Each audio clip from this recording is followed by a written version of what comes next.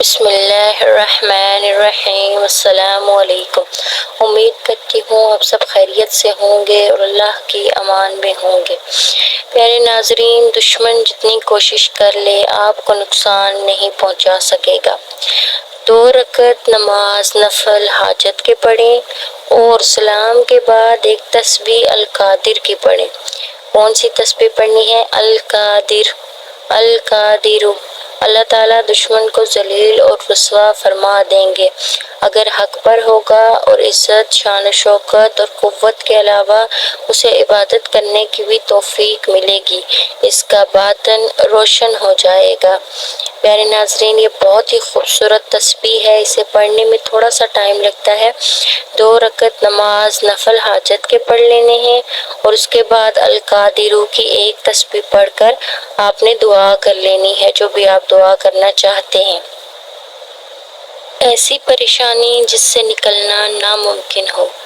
آیت کریمہ 313 مرتبہ اس نیت کے ساتھ صبح و شام پڑھیں کہ یا اللہ مجھے فلاں گناہ کی دلدل سے نکال دے اور میرے اندر کی جو خرابیاں ہیں ان کو دور کر دے، اور یہ ان حالات کے لیے بھی ہے کہ جس سے نکلنا انسانی عقل کے مطابق ناممکن ہو، جیسے حضرت یونس علیہ السلام کے حالات کہ مچھلی کے پیٹ میں سے نکلنا ناممکن بات ہے۔ آج ایسے حالات میں اگر کوئی ہو تو اس کے لیے بھی یہ خوشخبری موجود ہے، یعنی کسی مشکل مسئلے سے نکلنے کے لیے یہ لاجواب ہے، مگر یقین شرط ہے۔ آیت کریمہ کون سی ہے؟ لا الہ الا انت سبحانک انی کنت من الظالمین۔ حاسد اور دشمن کی ٹینشن لینا چھوڑ دیں۔ دشمن کی شر سے محفوظ رہنے کے لیے روزانہ 70 بار یا رافعو پڑھیں، اللہ تعالیٰ کی حفظ و امان میں رہیں گے۔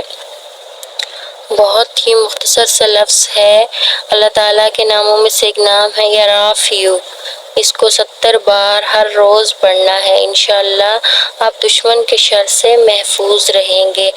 مزید اچھی ویڈیوز کے لیے ہمارے چینل کو سبسکرائب کر دیں اور بیل آئیکن کو پریس کر دیں۔ جزاک اللہ خیرا۔